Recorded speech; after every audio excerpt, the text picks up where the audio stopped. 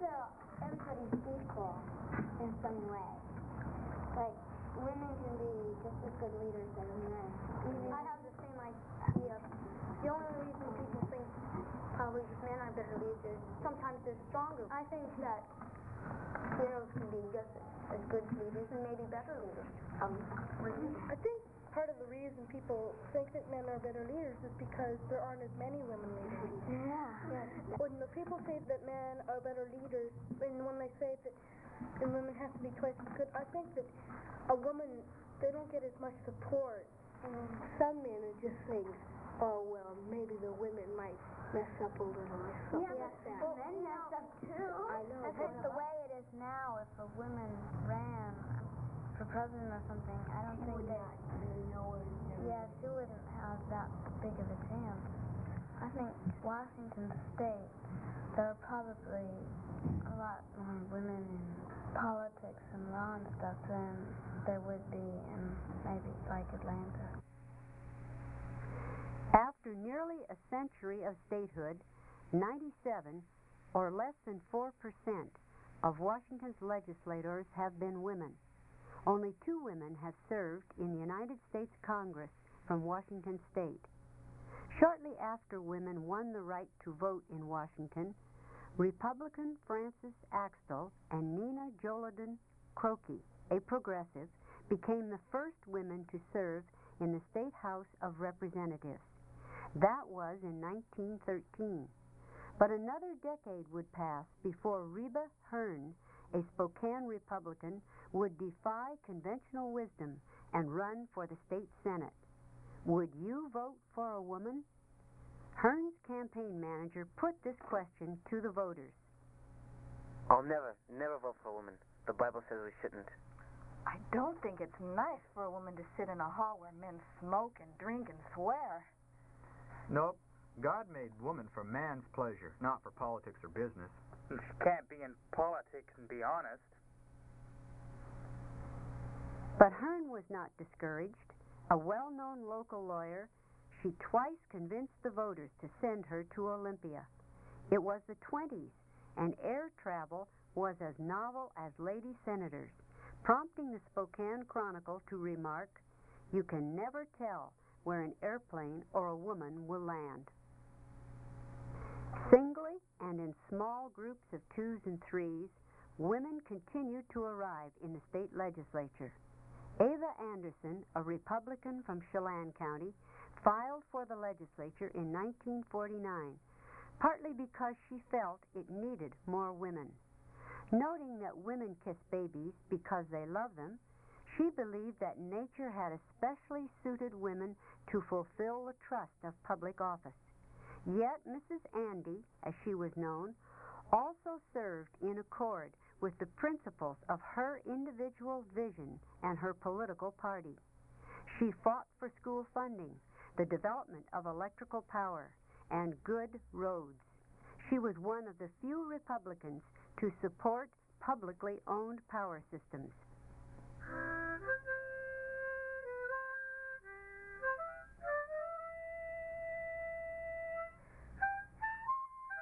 There are no problems being a woman if you remember you're a citizen.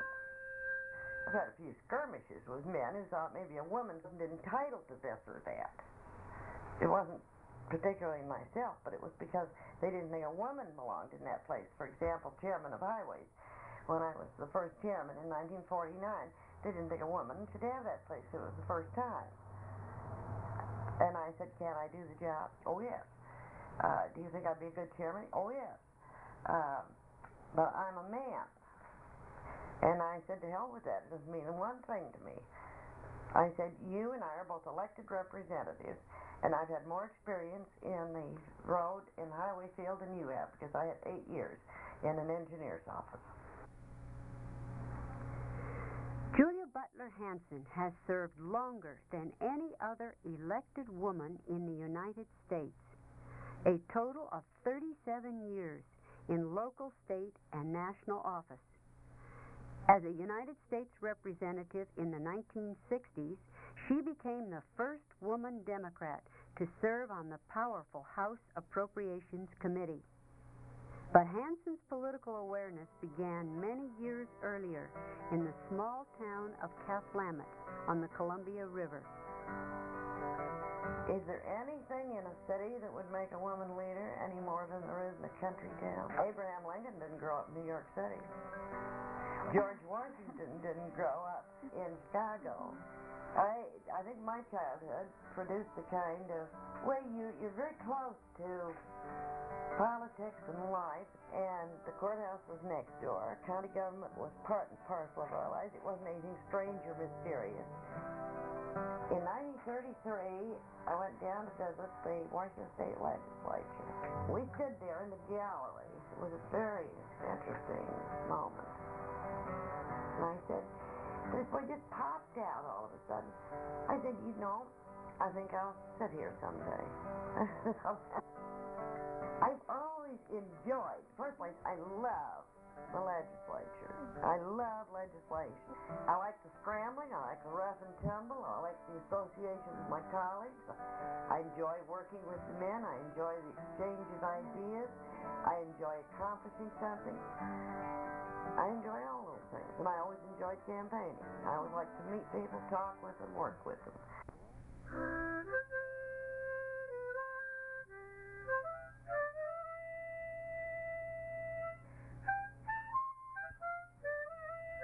In 1959, Catherine May Bedell became the first woman to serve in the United States Congress from Washington State. A six-term Republican in a Democratic era, Bedell was a member of the House Agricultural Committee and Joint Committee on Atomic Energy, so important to her state and her Yakima home district. In addition to her elective service, Congresswoman Bedell has received appointments to the International Trade Commission and other high government posts. I was born in Yakima in 1914. My parents pioneered there. In fact, I was a third-generation pioneer in the state of Washington. My grandmother came from the Midwest. Well, some people had doubts that a woman could represent the agricultural interests, but in one term I proved them wrong. I felt I had to try a little harder. I felt I was on special trial. It's still that way today, but it should be easier each year because of the women's movement. What made it easier for women like me were women like Julia Butler Hansen. She was highly respected and well known. Above everything else, a woman contemplating entering politics should have a political base. That's your friends, your neighbors, your community members. Women helping other women can do a great deal. We had our Old Girls Network, which sought out and helped women run for political office. Reflecting her interest in women's rights, Bedell sought to remove restrictions on female military officers and supported the Federal Equal Rights Amendment. I believe women in office have a special responsibility to be sensitive to legislation that affects women and children. I think that when any facet of American society is not represented to some degree, then we are losing the contribution of that group. I feel women have a special contribution to make.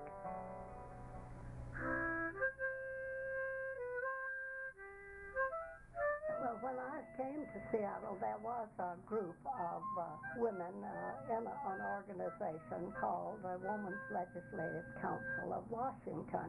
They wanted the same old thing that they're fighting for right today, equal pay for equal work. It was 1918, and when the Women's Legislative Council learned that a new woman lawyer by the name of Lady Willie Forbus was in town, they recruited her to lobby in Olympia on behalf of child workers and women's suffrage.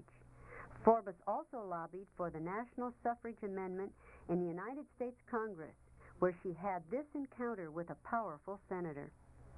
Well, I was going to tell you that among my assignments by this organization back there was Huey Long. And he was that great big pompous man from Louisiana. In physical appearance, he was a tower. He hovered over you. I remember him patting me on the back and saying, "Now, sister, you go home and take care of your family." And I had no family, of course, at that time. I wasn't even married. And he said, you don't want to be able to vote. You just got off on the wrong track. You'll be all right, and everything will be all right, and a pat on the back.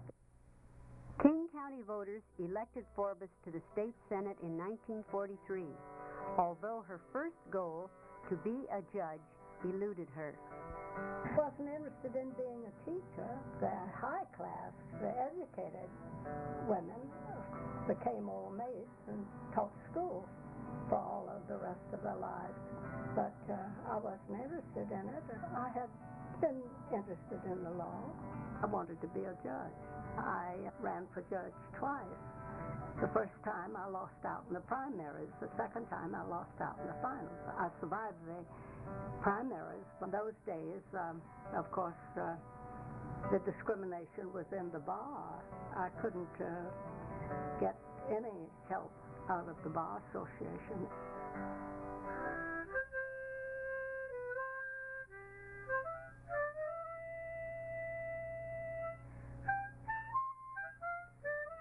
Mary Farquharson was another former Democratic senator from King County.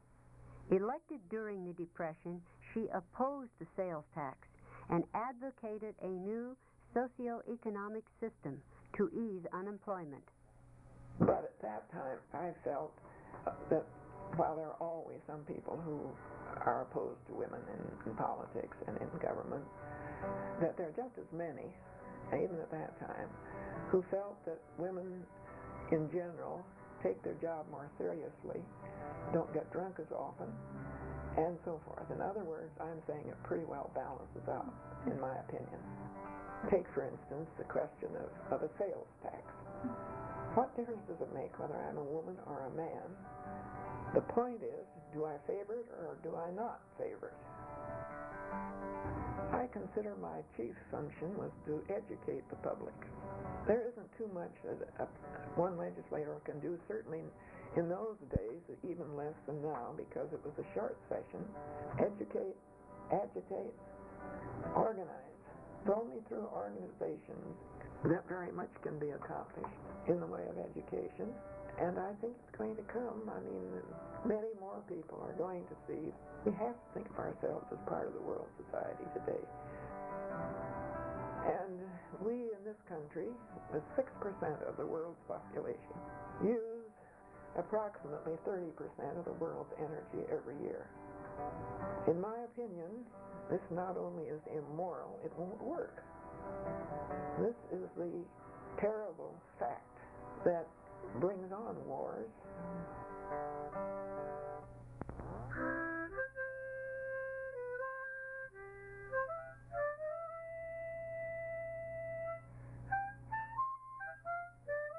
Marion Gleason, mother of 5, department store employee, restaurant operator. She saw herself as a bridge between her constituents and the growing numbers of professional administrators in government. When I was in the legislature, it started, these studies. That's when you really come face to face with it. It's all theory. They get a professor at one college to write a thesis on something, a professor at another college, and then it all comes together as a study, and they barely go and talk to the man on the street who is probably going to be served by this social program. In 1957, when Gleason began her first term in the State House of Representatives, there were only 9 women in the entire legislature. They didn't hesitate when I was down there to tell you we were only going to have so many women on rules, and then there weren't very many of us. We would be satisfied if we got one woman something. We would meet, and if we wanted a woman on some committee, would have to all sign for her to go on that committee, and we had a hard fight to get them on rules committee. The men didn't like to let go of that. And after I'd been in a contest in a leadership race, we used to have the Legislative Council, which was the interim group that met between sessions, and I asked to be on that. They said, "Oh, we never had women on that." Well, I said, "I voted for you now." And there was only a vote different, and I said, "I'm going to get nothing from you. I can vote for the other side." No, I'll give it to you. I think that, people really laugh and just shake their head. They really don't believe that you can be effective. That's what surprises me. I only know about state government, and I think you can just get lots of work done by having a people's legislature like we were. That's why I think it's kind of nice they do get paid now, so that they can concentrate more on the job at hand. Although only 97 women have served in the Washington Legislature since 1913, they have come from nearly every part of the state, representing the total spectrum of political opinion. As each has encountered the challenges and barriers of state elective office, she has widened that path for others, creating a legacy.